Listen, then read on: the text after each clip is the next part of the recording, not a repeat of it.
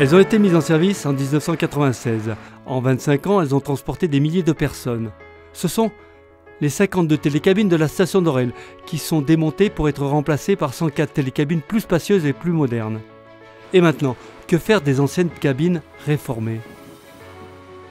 Selon Vanessa, la directrice de l'OT, l'idée est de vendre les télécabines pour leur donner une seconde vie, car aujourd'hui c'est la tendance, pour des objets de décoration intérieure ou extérieure, dans un jardin ou dans la vitrine de commerce.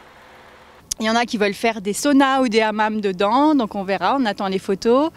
Il y a des locaux aussi, dont nous, l'Office de tourisme, qui avons récupéré des cabines un peu pour les garder en souvenir, pour les exposer ça et là dans le village, pour que justement les vacanciers ou ceux qui ne sont pas tombés sur les réseaux sociaux puissent continuer à les voir par la suite, parce que ça devient vraiment un objet de collection, un objet de souvenir.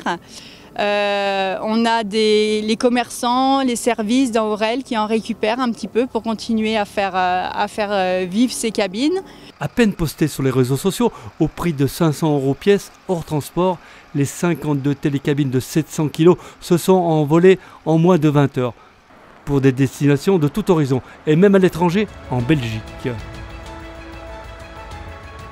Pour certains, l'acquisition de ces cabines reste sentimentale ou nostalgique, et pour d'autres, plutôt attractif et commercial.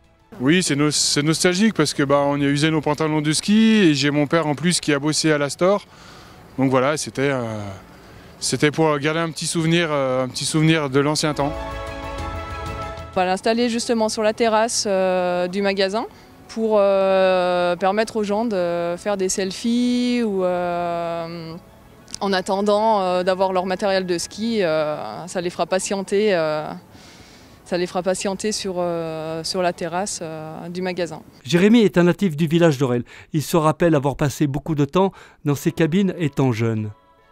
Ah oui, on va dire que j'ai grandi avec le télécabine. Alors j'étais certes beaucoup plus jeune, mais jusqu'à la construction du télécabine.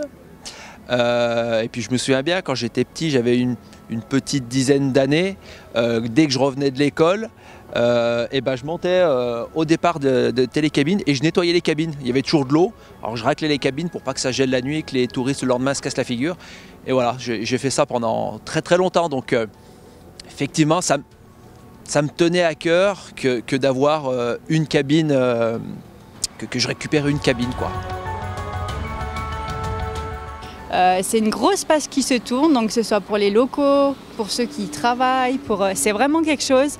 Donc ces cabines, on a à cœur qu'elles aient une belle deuxième vie, et je pense qu'on est en train de réussir notre coup parce qu'on vous fera part de tous ces projets, mais je crois que ces cabines, elles vont avoir une belle retraite.